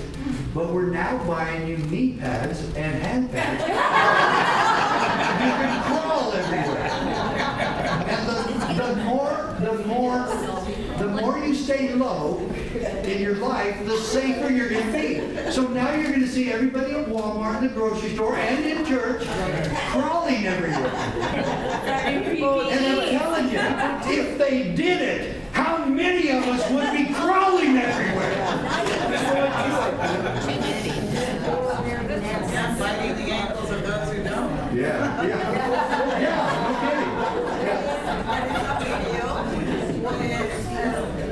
As kids, I prepared dive school because the teachers didn't allow people to use the mask. And the kids are so sad. They said, we are demanding for the parents and the adults that they don't protect us, the kids. Yeah, and they don't. And that's the sad thing about it. Yeah. Okay, so do any of you really think, though, Yeah, that this is not crawling? It is wrong. It's crawling, folks. Yeah, it's called admission. And how many of us are, I actually teach school during the week at a charter school in the Phoenix area. And I asked the kids, does government ever lie to us about anything? Oh, all of them. Oh, yeah, sheriff, yeah. And I said, does the media ever lie to us about anything? Oh, heck yeah. What about this? Oh, no. Because they're all wearing one right then and there. So, oh man, no way. My parents told me I had to do this because, it's going to keep me safer. I said, read, just like Dave was saying. Read the box you got these in. Right. Yeah. And one kid had one. And he read it. He goes, oh yeah, he said, Sheriff, I read it. And he read it to class. And they're all going, what? Does it protect me? No. You're being forced, according to their scheme, you're being forced to protect everybody else from you. Okay? And you actually saw one of the, a little while ago, I had a little spitler come out. Okay? And that's what you're being protected from because they don't go 6 feet. They don't go over 6 feet, and that's really why they do that. It doesn't protect you from the germ. Okay? You think that these masks stop the germ? That means it would be stopping your breathing. Right. You would be dying. Okay? Which some are I anyway. think so. But this does not stop the air from coming out. It still penetrates everything around you. It's not a balloon that you blow in and you drop it outside so it doesn't get to anybody. So the whole premise is pretty ridiculous. But, you know, my case said something else. I need to tell you about this. All of you remember when Gabby Gifford was shot? Yes. Yes. I think it was January, Yes, it was. was it 8th, 2011? We were having a precinct committee meeting. Am I right on that date? Yeah, I thought it was the 11th, but it was. Okay, a long it's time January ago. 11, 2008? But do you know who Ron Gould is? He was state senator. Ron Gould? Ron Gould, he lives in Hamilton. Huh. He served with her in the state legislature when she was in a representative for Arizona. Then, at that time, she was in the House. She was in Yeah, she was a congresswoman. But he knew her very well and talked about her at that time. I remember it so vividly because it was at a PC meeting. I was becoming a PC for the first time. Okay. And going to a PC meeting, and I remember it. And I was thinking it was January 11th. But January 8th, 2011. Okay. okay. I remember that day very vividly because I was actually speaking in Beaumont, California Oh, really? at the time. That day, Saturday, I believe it was Saturday. Okay. I'm positive it was Saturday. So I told my little thing about Judge Roll, John Roll, because he was my judge. And I talked about him right then, and a guy in the audience goes, did you know he was murdered this morning? That's how I found out. And yeah, I said, you know, and then he apologized. Oh, he says, I shouldn't have said anything, I'm sorry, because I was obviously having a hard time composing myself because John Roll changed my life. I forgot. You see, this judge from Tucson, what he did was he opposed the Clintons and Janet Reno on every pre-trial motion. They tried to get me out of the case for standing and for all sorts of, he can't represent the county, he can't represent the county on lawsuit, what is it, you know, and Judge Roll sided with us every single time. And it was amazing, and that was quite a few times actually. And it was an amazing, he was an amazing man. And of course, 6 people are killed in the Safeway parking lot, and he was number 2. And still to this day, I've never heard a legitimate reason why he was there. I should have followed up with the family on that. But they gave 3 reasons why he was there, and none of them made much sense. But anyway, the last one was, he just happened to be shopping at Safeway that day, and he came out, and it was Gabby, and they were kind of friends, and so he came to see what was up, and then of course, he got killed. Well, in his courtroom, to show you what kind of a man he was, this is what I want you to remember. so many times when we start talking about, we want to get in an argument about the efficacy of masks. Okay. I don't care. Because you can't even get to that point with me. Does the government have authority to make me wear this? No. Then it doesn't matter about the efficacy of it, No, does it? no, It doesn't. you're right. So just put it in your back pocket because that's where it belongs. Okay? And this, how about the Second Amendment? They get us in this argument about gun control. Does it keep us safer? No. Does it reduce crime? No. Does it help? No. I mean, whatever, I don't care. You guys, I'm never getting to that point with you. You're right. Okay? I'm not talking about the efficacy of any statute or any piece of gun control. I'm asking you, do they have the authority to do that? No, because gun control in the United States of America is against the law.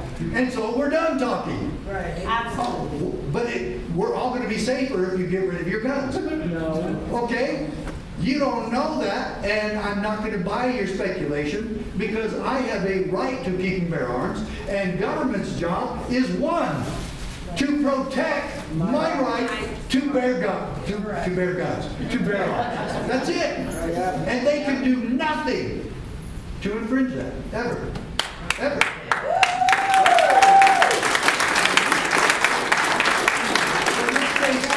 So this case was intended to stop the gun control there. And folks, you want me to tell you how much gun controls? Now, Sheriff Prince from Montana joined me in this case. So you'll see two names of sheriffs in here. Two small town sheriffs, one from Montana and yours truly from Arizona. I started the whole thing. And his name ended up being on the case more than mine. It's the Prince case if you look it up now. And I said, Jay, how did you do that? How did you get your name on there? He goes, you know I didn't do it. I actually checked with some other legal scholars and I found out why. He filed about 4 weeks after I did, but nothing's going on in Montana. And so his schedule in Helena to get into the district court was way open before mine, and they go with the one that was heard first. Okay? Stupid Arizona's always got problems.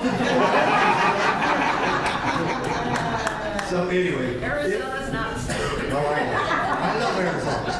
Yeah, the stupid courts. The stupid governor who's always got trouble. Yeah, you're right. I'm glad you said that because I love Arizona. I really do. I have so many fond memories of Arizona. My goodness. Every summer, though, I said, did I really grow up here? You know? I'm not kidding. Man, it gets hotter out here. But no global warming stuff. But you know, we're not even touching the iceberg with this yet. The tip of the iceberg. We're not even touching it. You should see how. And you know who wrote this, right? Scalia. So he takes us through a history lesson. See, he doesn't try to make law from the bench, which is illegal. He can't legislate. There's no such thing as case law. Okay, there's case precedent and there's Supreme Court precedent, but they're not laws. They rule on a certain case. You could have the next case very similar and then be just the opposite. People talk about my case quite often. It was just used recently. But it doesn't always change. You can always find another case that says, oh yes, the federal government doesn't have to follow the Mack Prince case. Okay, what? Okay, I don't get all that. But what I do know is that Scalia took us through a history lesson. He didn't try to make anything new up. He talks about the EPA being unconstitutional in here. Wow.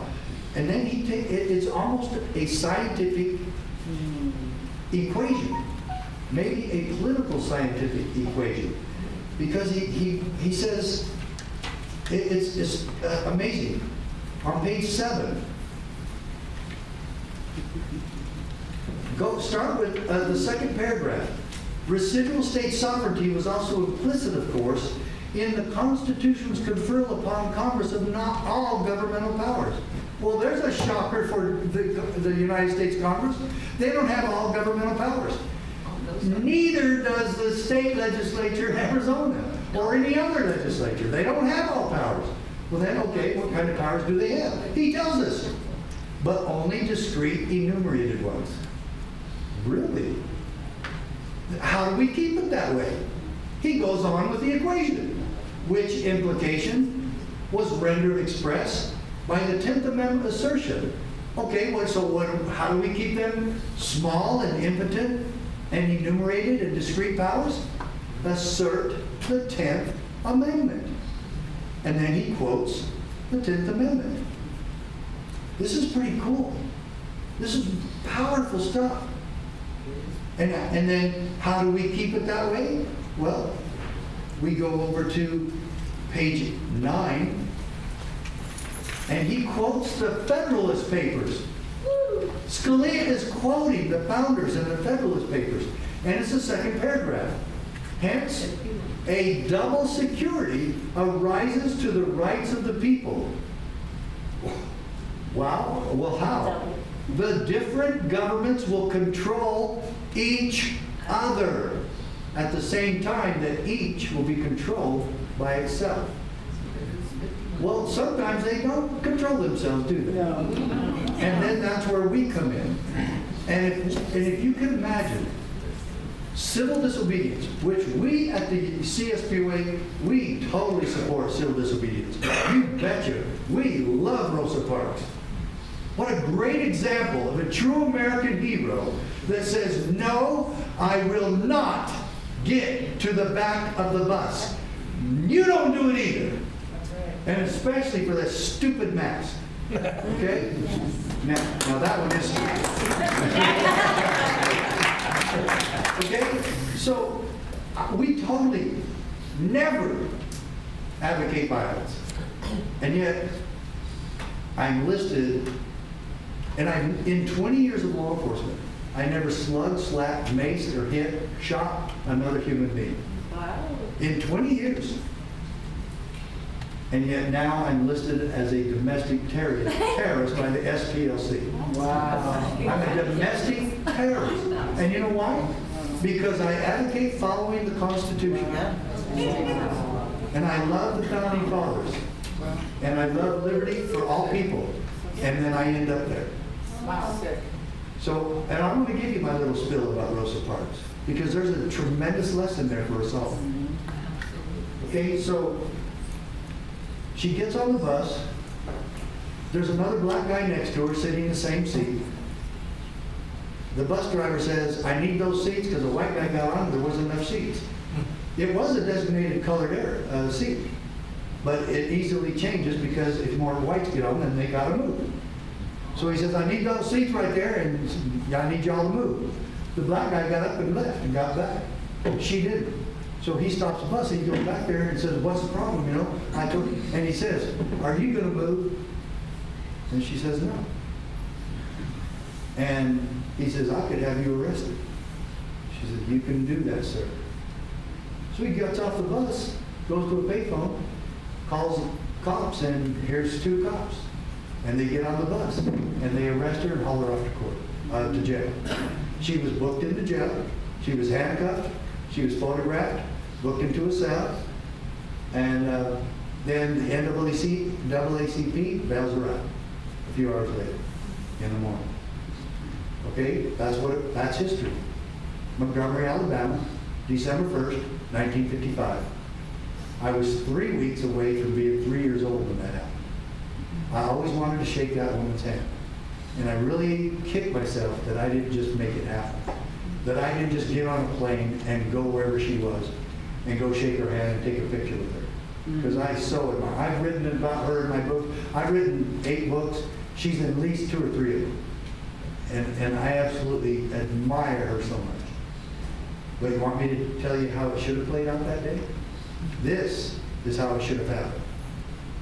The sheriff is at the command center or in the dispatch center when that call comes out, and he goes, dispatch, Officer Jones and I will take that call. And they go, oh no, she's in trouble. You know, sheriff's going to go handle this himself. So he drives up there, and he gets on the bus, and nobody really knows what the sheriff's going to do here, including the sheriff. He didn't know. But when he walked up to Mrs. Parks and looked her in the face, he saw peace and beauty. And he was touched. And he said, ma'am, just what seems to be the problem here? And she said, why can't we just be left alone? Anybody else feel that way sometimes? Yeah. Why can't we be left alone? And it touches him. And it gets to him. And he sits down next to her, and he reaches over and shakes her hand and says, Mrs. Parks, what you did here today took a lot of courage. And it would be an honor for my deputy and me to escort you home safely. And she's still a little bit worried about this. You know, this guy's white. Maybe he's on the wrong committee at night. You know? And so she's a little bit reluctant, but she knows it's a well-lit area, and there's a lot of people around, you know, still going, everybody's going home from work. She says, okay, that'd be nice. And so they get off on her stop, and the sheriff actually looks over and sees an all-white hamburger restaurant. And he says, Miss Sparks, do you need to grab some things for lunch or for dinner for your family? Maybe you want to get a few sandwiches for your family on the way home? And she's going, it's all white. Yep, and I'm going in there with you. And so this good sheriff starts teaching everybody what we do with all-white restaurants. We tear those signs down. And we teach everybody that we're, what? All created equal. If we can live that, and everybody do that together, we're going to take back our Constitution. That we're all created equal. I totally believe that in my heart of hearts. I live it, I love it, I believe it. And so then, after they get done in the restaurant, they see an all-white water fountain, and he goes, Mrs. Parks, you might as well make it 3 for 3. That's right. See, he's educating all the community Yes. what we're really supposed to be doing. Can't you just see that happening with the mass? With a good constitutional sheriff? And they take her home, and then they tell Mr. Parks, look, there was a little bit of trouble. Rosa didn't give a seat to a white man, but it's going to be okay. Because we're going to give you extra patrol all night long and for the coming days. Because that's what we do. Now, Mr. Parks, do you have a gun in the home? He said, yeah, I do, 12 gauge. And the sheriff goes, is it loaded? And Mr. Parks kind of chimes in and goes, it doesn't do you any good if it's not, Sheriff. And he goes, you're right, very good. Because we can't be here 24 hours a day. And if you need to defend your family, you let your conscience be your guide. But we're going to be here often. And so for the next 2 or 3 weeks, they give the Parks family extra patrol. Do you want me to tell you what happened to that situation? The sheriff put the pretend legislation in the trash where it belonged. And we need our sheriffs doing the same today. Standing for all of us in the holy cause of liberty as we take back our individual liberty, just like Rosa Parks did. And the sheriff stands for all of us, Rosa Parks today, who just want to be left alone. God bless this story. God bless Rosa Parks and her memory. Okay, so I'm going to wrap this up really quick. There's a lot more in here. There's a lot more in here. You need to get those books for yourselves. If any of you can join the CSPOA, we need you. Let me ask you, how successful do you want us to be? Okay? That's all up to your donations. That's all we go on. You know, I tell you, a week and a half ago, what day is this? I was at the Red Pill Expo. And if you know G. Edward Griffin, he wrote the book, The Creature from Jekyll Island. Well, guess where we had that seminar? At Jekyll Island, where it all started, back in 1930. And this wonderful man, what a great man. He's 88 years old, and you would think he was 65. He's so amazing. But we had all this happen, and this man came up to me after I gave my talk, and he said, how much can we donate to you? And I said, I pray every day that it's millions. So we can go on. He goes, no. He said, what's a good donation for you? And I said, you know, I think I've had 2 of these in the last 10 years, and they were $10,000. Well, just 2 days ago, I got a check from him, $10,000. And man, I guess I should have said 25. But I was telling him the truth. I was telling him the truth. He wanted the truth. I told him the truth. My dear friends, I ask you to do what you can. And that's what all of us have to do, isn't it? Yes. And isn't that what the founding fathers said when the last line of the Declaration of Independence? How does it go? I got that one memorized too. And for the support of this declaration, with a firm reliance on the protection of divine providence, we mutually pledge to each other our lives, our fortunes, and our sacred honor. Amen.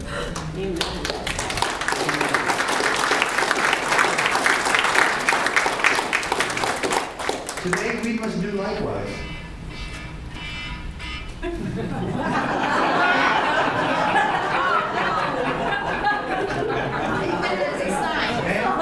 if you're on the fire department, I think that means you gotta go. Steve. Would you do me a favor? Yeah. I asked Sheriff Mack back in July to write a statement from the CSPOA that I could take to our mayor and Lake Havasu City. We refer to it as COVID Cal Sheedy. I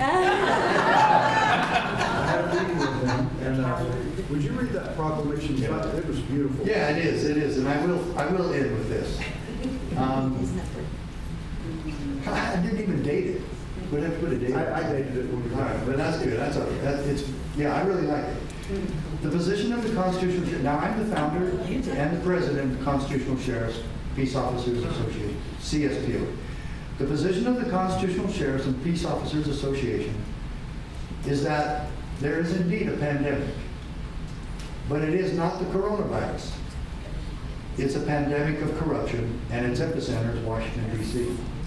For the record, we have supported the President's measured approach in promoting guidelines for the nation to follow, instead of issuing dictatorial orders as many governors and mayors have done.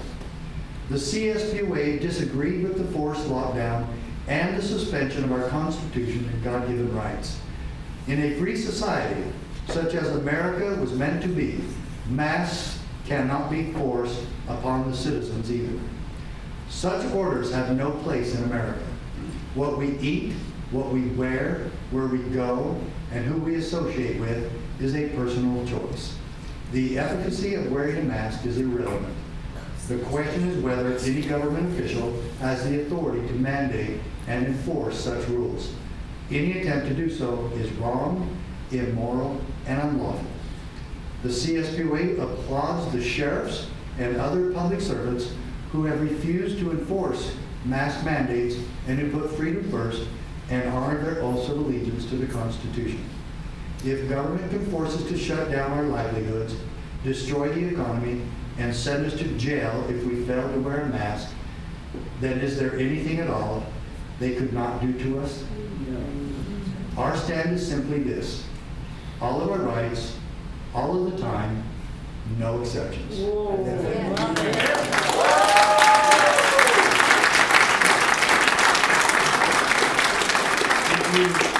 If you join us in this holy cause, you will be joining the many voices that spread this and put it out.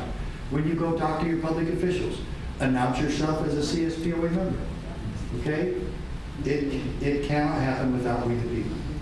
You're the most important part of all of this. And so I want to thank you for the time here. The actual class that I teach on this is on our website. You can take that class. There is a charge for it. We put a lot of time and money and effort into making it, but I highly recommend it. But I also highly recommend that you become a member, make a donation. You can make them tonight. Some of you already have. Some of you need these books because they're tremendous education. I mean, the book that I have back there, Are You a David? Oh, yeah. The other one, The Magic of Gun Control. There is a chapter dedicated to Judge John Roll. And you can see all the things, amazing things he did for me and others. But he was on Obama's hit list because he is such a thorn in the side of the Obama administration. So I don't know. I'm not making any conspiratorial accusations, but I really wish that we had checked into that a little bit better. So Thank you for having me. Thank you for being a part of this. And may God bless us as we stand for the holy cause of liberty. Thank you so much.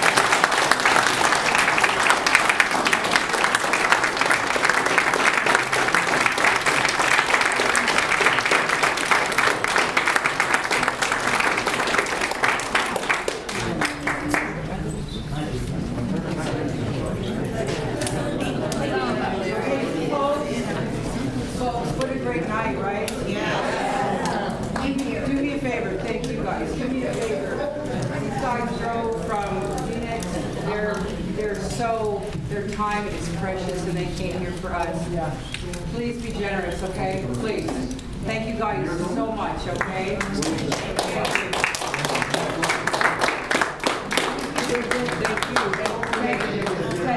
Thank you, Wendy and Pastor Bob, thank you so much.